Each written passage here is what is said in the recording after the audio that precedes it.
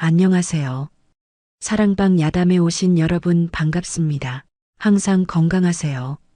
영상 전 구독, 좋아요 눌러주시고 오늘 야담 시작하겠습니다. 연하가 가마에서 내린 그날 시어머니의 눈빛은 차가웠습니다. 혼례상을 차리는 내내 시어머니는 며느리의 손놀림을 지켜보았고 저녁상을 물리며 작은 한숨을 내쉬었지요. 저 여자 눈빛이 고약하다는 말은 그날 밤 사랑채까지 퍼졌습니다. 연하는 아무것도 모른 채 첫날 밤을 맞았지만 이미 집안의 공기는 그녀를 향해 차갑게 기울어 있었던 겁니다. 가난한 집안 출신이라는 것, 그것만으로도 충분한 이유였습니다. 시어머니는 며느리의 옷깃을 보며 역시 천하다고 중얼거렸고 시누이는 언니의 눈치를 살피며 고개를 끄덕였지요. 남편은 그저 입을 다물고 있을 뿐이었습니다.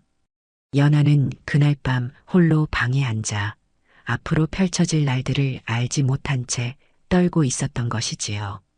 해 뜨기 전에 일어나 부엌을 정돈하고 시어머니가 깨기 전 마루를 닦아도 칭찬은 없었습니다. 그릇 하나 깨뜨리면 역시 그럴 줄 알았다는 말이 돌아왔고 밥 한 술 태우면 집안을 망칠 상이라는 꾸지람이 따랐지요. 남편은 옆에서 그저 입을 다물고 고개만 숙일 뿐이었습니다. 시누이는 오빠 앞에서는 다정했지만 연하 앞에서는 냉랭했습니다. 언니, 이건 이렇게 하는 게 아니에요라며 일일이 트집을 잡았고 시어머니는 그 말을 듣고 고개를 끄덕였지요. 연하는 매일 밤 이불을 적시며 울었지만 아침이 오면 다시 일어나 부엌으로 향했습니다. 언젠가는 인정받을 수 있겠지라는 희망을 품고서 말입니다. 하지만 그 희망은 점점 작아져만 갔던 것이지요. 제사날 밤 시어머니가 평소 아끼던 은가락지가 사라졌습니다. 제사상을 물린 뒤 손을 씻으려던 시어머니가 손가락을 내려다보며 얼굴빛이 변했지요. 내 가락지가 없다. 그 외침과 함께 집안은 발칵 뒤집혔고 모든 시선은 자연스럽게 한 곳으로 향했습니다. 연하는 그때까지도 자신이 의심받고 있다는 사실조차 몰랐던 겁니다. 시어머니는 방방마다 뒤지기 시작했고 시누이는 어머니, 혹시 며느리 방은 살펴보셨어요? 라며 조심스럽게 말을 꺼냈습니다. 그 말 한마디에 시어머니의 눈빛이 날카로워졌지요. 그래, 그 여자 방부터 뒤져야겠구나. 연하는 그저 멍하니 서 있을 뿐이었고 가슴은 두근거리기 시작했습니다. 무언가 잘못되고 있다는 것을 본능적으로 느끼고 있었던 것이지요. 다음 날 아침 시어머니는 연하의 방으로 곧장 들어왔습니다. 보따리를 뒤지던 손이 멈추고 천 사이에서 은가락지가 나타났지요. 이게 무엇이냐? 시어머니의 손이 떨렸고 연하는 그저 입을 벌린 채 멍하니 서 있을 뿐이었습니다. 저는 모릅니다. 제가 넣은 게 아닙니다. 연하는 울음을 터뜨렸지만 시어머니는 귀를 막았습니다. 시누이는 방 밖에서 어머니 괜찮으세요? 하며 걱정하는 척했지만 그 눈빛에는 묘한 만족감이 담겨 있었지요. 누군가 일부러 숨겨놓았다는 사실을 그 자리에 누구도 생각하지 않았습니다. 아니, 생각하려 하지 않았던 것이지요. 연하는 이미 도둑으로 낙인 찍혀 있었고 그 누구도 그녀의 말을 들으려 하지 않았던 겁니다. 제가 아닙니다. 저는 정말 모릅니다. 연하는 울며 무릎을 꿇었지만 아무도 듣지 않았습니다. 시누이는 고개를 돌렸고 남편은 눈을 감았으며 시아버지는 손을 저었지요. 도둑질한 년이 무슨 말을 하느냐는 말만이 방안을 채웠습니다. 연하는 남편의 옷자락을 붙잡으며 당신만은 믿어주세요라고 애원했지만 남편은 그 손을 뿌리쳤습니다. 어머니 물건을 훔치다니 나도 할 말이 없소. 그 말에 연하의 손이 힘없이 떨어졌지요. 시어머니는 이런 년을 며느리로 들인 내가 잘못이었다며 가슴을 쳤고 신우이는 언니, 제발 진실을 말해요 하며 위선적인 눈물을 흘렸습니다. 연하의 목소리는 점점 작아졌고 결국 입을 다물 수밖에 없었던 겁니다. 아무도 들으려 하지 않는 진실은 외쳐봤자 메아리조차 되지 못했던 것이지요. 그날 밤 눈이 내리기 시작했습니다. 시어머니는 연하의 보따리를 마당에 던지며 다시는 이 집 문턱을 넘지 말라고 소리쳤지요. 남편은 사랑채 문 뒤에 숨어 나오지 않았고 시아버지는 고개를 돌렸습니다. 연하는 얼어붙은 손으로 보따리를 주워들고 대문을 나섰던 것이지요. 눈은 점점 더 거세게 내렸고 발자국은 금세 지워져 갔습니다. 마을 사람들은 창문 너머로 그 광경을 지켜보았지만 아무도 나서지 않았지요. 도둑질한 며느리라는 소문이 이미 퍼져 있었기 때문입니다. 연하는 대문을 나서며 한 번도 뒤돌아보지 않았습니다. 뒤돌아보면 주저앉을 것 같았고 주저앉으면 다시는 일어설 수 없을 것 같았기 때문이지요. 눈물은 멈출 수가 없었지만 발걸음만큼은 멈추지 않았던 겁니다. 대문을 나선 연하는 그날부터 그 집안에서 지워졌습니다. 제사상에도 오르지 않았고 족보에서도 이름이 지워졌지요. 마을 사람들은 그 여자 어찌 되었느냐 묻지도 않았고 시댁 사람들은 원래 며느리 같은 건 없었다는 듯 살아갔습니다. 시어머니는 그 여자 이름을 입에 올리지 말라고 했고 남편은 새 장가를 들 준비를 시작했지요. 신우이는 역시 오빠한테는 제가 낫죠? 하며 집안일을 도맡아 하기 시작했습니다. 마을 사람들도 점차 잊어갔고 1년이 지나자 아무도 연하를 기억하지 않게 되었지요. 연하는 살아있으되 죽은 사람이 되어버린 겁니다. 어디선가 숨쉬고 있을 그녀를 아무도 찾지 않았고 아무도 궁금해하지 않았던 것이지요. 연하는 산 너머 장터로 다시 강 건너 마을로 옮겨 다녔습니다. 품을 팔아 밥을 얻고 남의 집 부엌에서 잠을 청했지요. 어느 집에서는 빨래를 했고 어느 집에서는 아이를 돌봤습니다. 억울함을 생각할 겨를도 없었고 원망할 힘도 남아있지 않았습니다. 그저 오늘을 버티고 내일을 살아내는 것만이 목표였던 겁니다. 비가 오는 날에는 처마 밑에서 몸을 움츠렸고 눈이 오는 날에는 움막에서 떨었지요. 때로는 며칠씩 굶기도 했고 때로는 남의 집 개밥을 먹기도 했습니다. 하지만 연하는 죽지 않았습니다. 죽으면 그들이 옳았다는 것을 인정하는 꼴이 될 것 같았기 때문이지요. 나는 살아야 한다. 반드시 살아남아야 한다. 그 생각만이 그녀를 버티게 했던 것이지요. 어느 장날 연하는 약방 앞에서 쓰러졌습니다. 머치를 굶은 탓에 다리에 힘이 풀렸고 눈앞이 캄캄해졌지요. 정신을 차렸을 때 백발의 노인이 물을 건네며 말했습니다. 자네 눈빛은 죽지 않았구먼. 그는 약방 주인이었고 사람을 보는 눈이 남달랐습니다. 일어설 수 있겠나? 노인은 연하의 팔을 부축하며 약방 안으로 데려갔지요. 따뜻한 죽 한 그릇을 내밀며 천천히 먹게라고 말했습니다.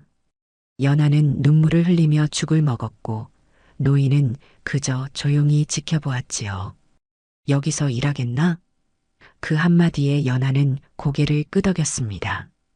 연하는 그날부터 그 약방에 머물며 새로운 삶을 시작하게 되었던 것이지요. 노인은 연하에게 글을 가르치고 장부 정리를 맡겼습니다. 약초 이름을 외우고 손님을 대하는 법을 익혔지요.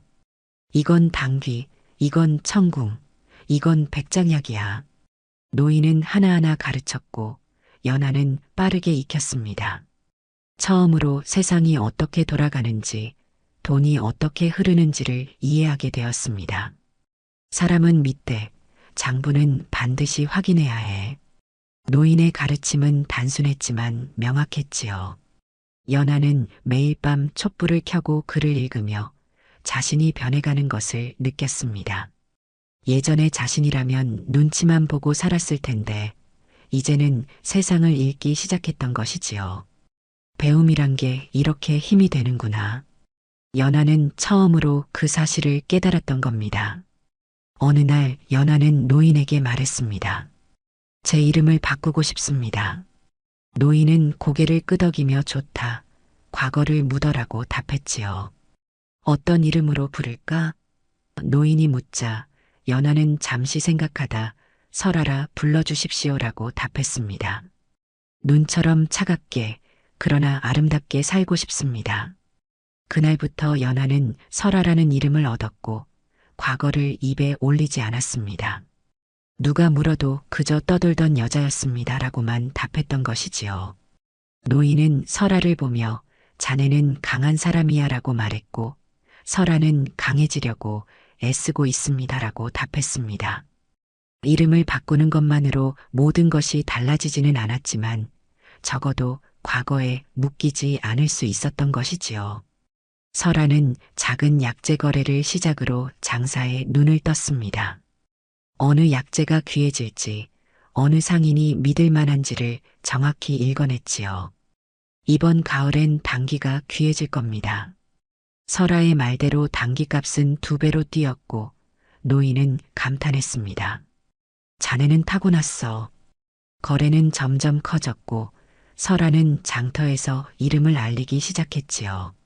설 사장은 눈이 정확하다는 소문이 퍼졌고 상인들은 그녀와 거래하기를 원했습니다.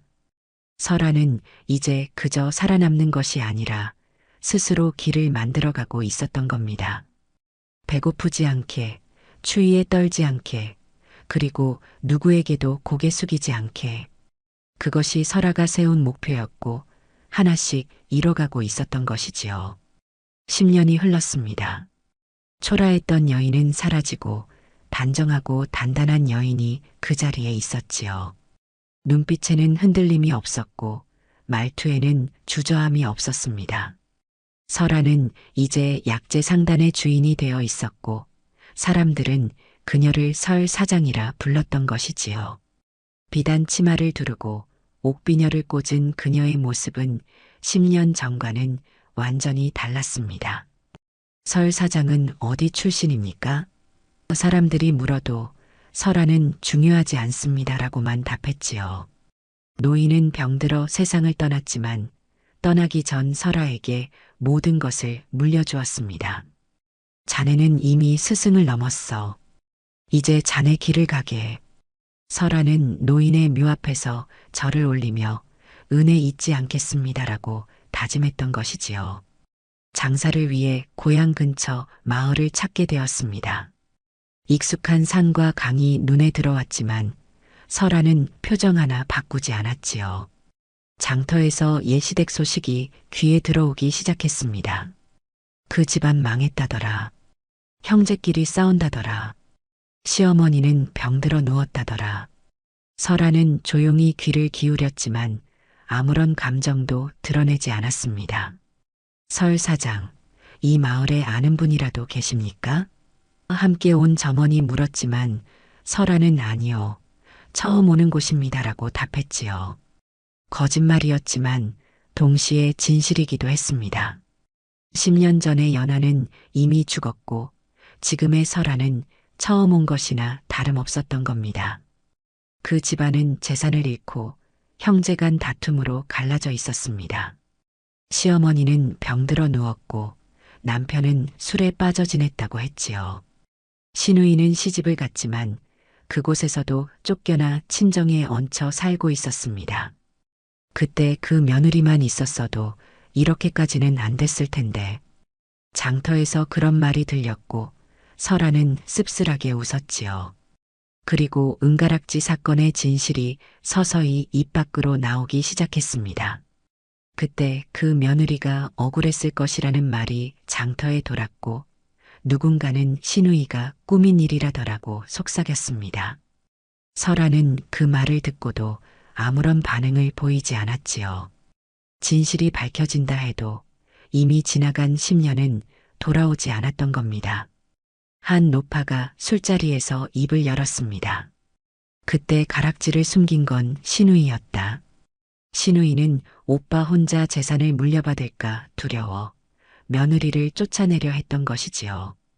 그 여자가 재산할 밤 어머니 방에 몰래 들어가 가락지를 훔쳐 며느리 보따리에 숨겼다더라. 노파의 증언은 구체적이었고 사람들은 고개를 끄덕였습니다. 모든 불행의 시작은 그 작은 질투에서 비롯되었던 것입니다. 설아는 그 말을 듣고도 표정 하나 바꾸지 않았습니다. 그래서요? 설아는 차를 마시며 조용히 물었지요. 이미 지난 일입니다. 하지만 마음속 깊은 곳에서는 10년 동안 쌓였던 무언가가 조용히 녹아내리고 있었던 것이지요. 설아는 다른 이름으로 그 집 앞에 섰습니다. 약재 거래건으로 왔습니다라며 대문을 두드렸지요. 시어머니는 병상에 누운 채 그녀를 보았지만 알아보지 못했습니다.